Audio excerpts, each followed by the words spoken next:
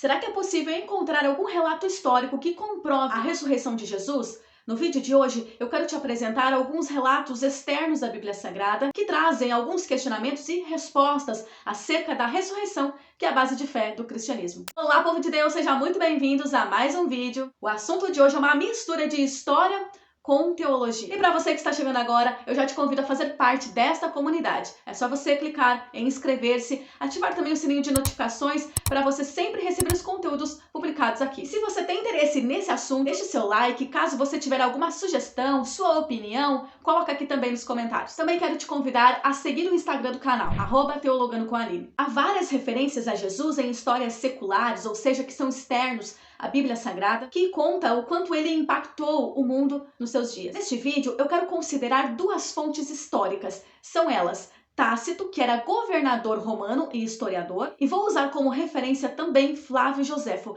que igualmente foi historiador no primeiro século. Em 112 d.C., Tácito escreveu uma referência a Jesus quando ele cita que o imperador Nero, no ano 65 d.C., martirizou cristãos como bodes expiatórios em razão do fogo em Roma. Olha a referência que ele faz a Jesus. Nero castigava com as piores torturas as pessoas chamadas cristãs que eram odiadas. Cristo, o fundador do nome, foi condenado à morte por Pôncio Pilatos, o procurador da Judéia no reino de Tibério.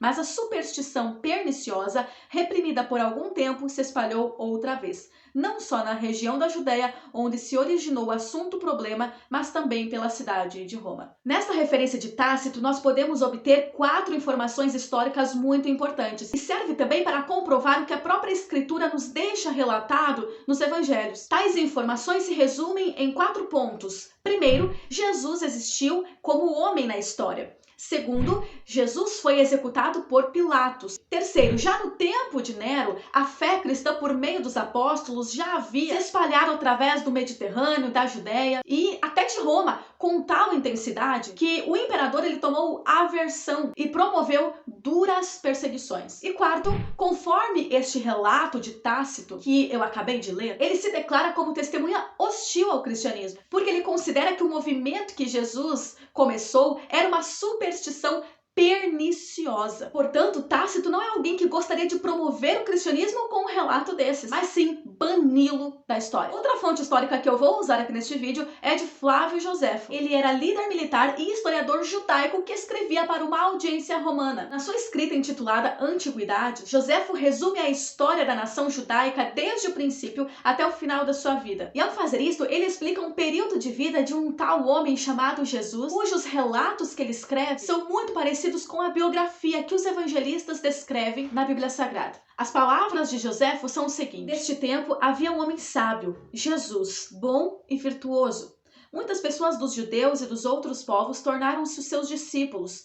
Pilatos condenou-o à morte por crucificação, e as pessoas que se tinham tornado seus discípulos não abandonaram a sua comitiva.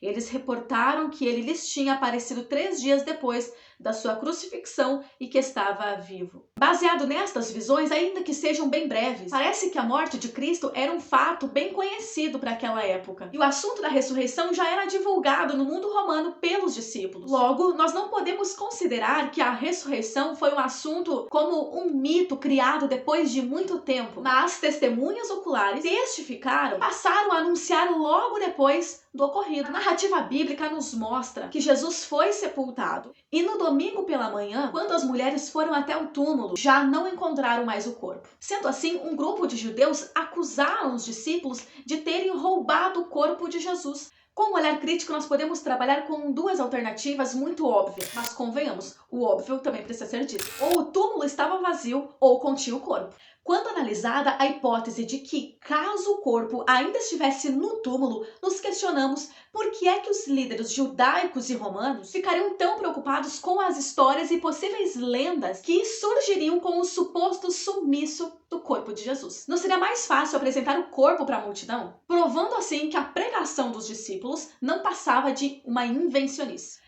Repare que quando os discípulos começaram a anunciar a ressurreição de Jesus, eles começaram a anunciar para os seus compatriotas. Não eram pessoas de longe que não tinham possibilidade de ir até o túmulo ver se o corpo estava lá ou não. Será que daqueles que estavam lá na multidão, ouvindo a mensagem, nenhum deles foi até o túmulo comprovar para ver se o corpo estava lá ou não? Se o corpo de Cristo estivesse lá no túmulo, certamente este movimento não teria ganhado nenhum seguidor, pois era um ambiente muito hostil, de muita perseguição. O preço por trazer esta mensagem era preço de sangue. Não é possível que alguém arriscaria a sua própria vida por algo que não teria evidências de verdade. Então a hipótese de que o corpo de Cristo ficou no túmulo nos leva a conclusões absurdas. A segunda alternativa que nós trabalhamos aqui é que o corpo realmente não estava no túmulo. Se ele não estava no túmulo, onde estava? Podemos considerar o relato bíblico onde afirma que um grupo de líderes judaicos acusaram os discípulos de terem roubado o corpo de Cristo e escondido para poder fazer valer as pregações de Jesus. Porém, a narrativa bíblica mostra um cenário não muito favorável a um roubo, a um assalto, já que o túmulo havia guardas romanos que impediam as pessoas de se aproximar por ordem do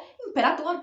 A pedra havia sido removida, ocasionando barulhos que certamente seriam ouvidos pelos soldados. Outro detalhe é que se o corpo fosse roubado, seria feito isto às pressas. No entanto, quando a Bíblia descreve o cenário do túmulo, mostra que Pedro viu os panos cuidadosamente dobrados e o pano que cobria a cabeça como se estivesse murcho. Vejamos o relato do Evangelho de João no capítulo 20, verso 1 ao 7. E no primeiro dia da semana, Maria Madalena foi ao sepulcro de madrugada, sendo ainda escuro, e viu a pedra tirada do sepulcro. Correu, pois, e foi a Simão Pedro e ao outro discípulo a quem Jesus amava, e disse-lhes: Levaram o Senhor do sepulcro e não sabemos onde o puseram.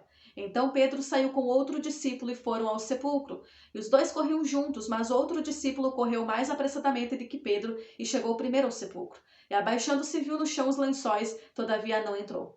Chegou, pois, Simão Pedro, que o seguia, e entrou no sepulcro, e viu no chão os lençóis, e que o lenço que tinha estado sobre sua cabeça não estava com os lençóis, mas enrolado num lugar à parte. Ora, em um cenário de roubo, os tais atuantes não teriam tempo de dobrar cuidadosamente os panos, mas o levariam correndo. No entanto, precisariam subornar os guardas, remover a pedra, arriscar a própria vida, sem falar das leis rigorosas de purificação que todo judeu era submetido quando falecia um ente querido. Essa alternativa também não fecha, porque como um grupo de discípulos que na quinta-feira fugiu para defender a própria vida quando as autoridades prenderam Jesus no Getsemane, agora poderiam estar reunidos em meio à dor, a inseguranças, ameaças e incertezas e arquitetar um plano para roubar o corpo de Jesus. Plano este tão absurdo para despistar e superar a guarda romana. Realmente, essa história é muito absurda. Vamos partir do pressuposto de que os discípulos teriam inventado essa história de ressurreição para reafirmar as palavras de Jesus. Sendo assim, com um testemunho falso, eles teriam enganado praticamente o mundo todo. Mas no fundo, eles teriam reconhecido de que a sua pregação, os seus ensinamentos, seria falso. Eles não teriam como enganar a sua própria consciência. Dentro de si, eles teriam reconhecido de que este testemunho era falso. Então a pergunta que fica é: por que eles deram a sua própria vida, isto de forma literal, pois eles foram martirizados, simplesmente para sustentar uma pregação falsa? Por que eles fariam isto se soubessem que a base da sua fé era falsa? Na primeira carta que Paulo escreve à igreja de Corinto, ele descreve várias tribulações que ele e outros apóstolos suportaram devido à pregação do evangelho, a fé em Jesus Cristo ressuscitado. Paulo diz assim: em tudo somos atribulados, perplexos, perseguidos, abatidos, na muita paciência, nas aflições, nas privações, nas angústias, nos açoites, nas prisões, nos tumultos, nos trabalhos, nos jejuns, castigados, entristecidos, pobres, nada tendo. 5 vezes recebi dos judeus uma quarentena de açoites menos um. Fui 3 vezes fustigado com varas, 1 vez apedrejado, em naufrágio 3 vezes, em perigos de rios, em perigos de salteadores, em perigos entre patrícios, em perigos entre gentios, em perigos na cidade, em perigos no deserto, no mar, em trabalhos e fadigas, muitas vezes em fome e sede, em frio e nudez. Será que valeria a pena passar por tudo isso simplesmente por pregar uma fé que eles sabiam que era falsa. Ao avaliar o destemido heroísmo dos apóstolos e saber que nenhum deles sequer renegou a sua fé na hora da tribulação, na hora da provação, é impossível que sua fé fosse uma mentira. E como o apóstolo Paulo exclama com tamanha autoridade no assunto, 1 Coríntios 15:14, e se Cristo não ressuscitou, logo é vã a nossa pregação e também é vã a vossa fé. O mesmo Pedro que testemunhou o túmulo vazio, onde está registrado no Evangelho de João, no capítulo 20, ele descreve na sua segunda carta, no capítulo 1, verso 26.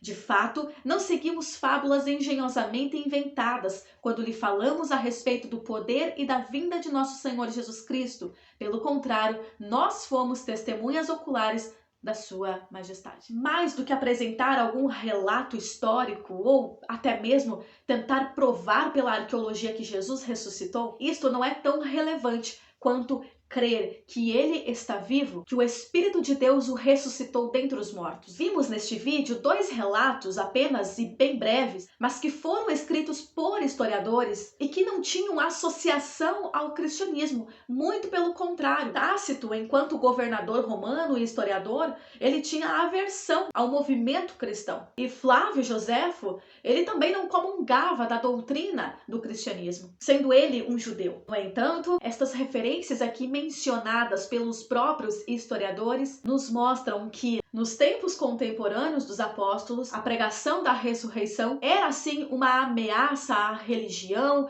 até mesmo ao império, porque ia de encontro contra aquilo que eles acreditavam. A pregação da ressurreição era uma incógnita na cabeça daqueles que não acreditavam e muito menos aceitavam o ministério de Jesus. Se a ressurreição fosse uma fraude, os discípulos que testemunharam não teriam a coragem de morrer por uma pregação que eles sabiam que era falsa. Eu vou encerrando esse conteúdo hoje por aqui e não se esqueça de se inscrever, ative o sininho de notificações, deixe o seu like, deixe um comentário, sua opinião. Não esqueça também de compartilhar este vídeo. Eu vou ficando por aqui, que Deus te abençoe, até o próximo vídeo.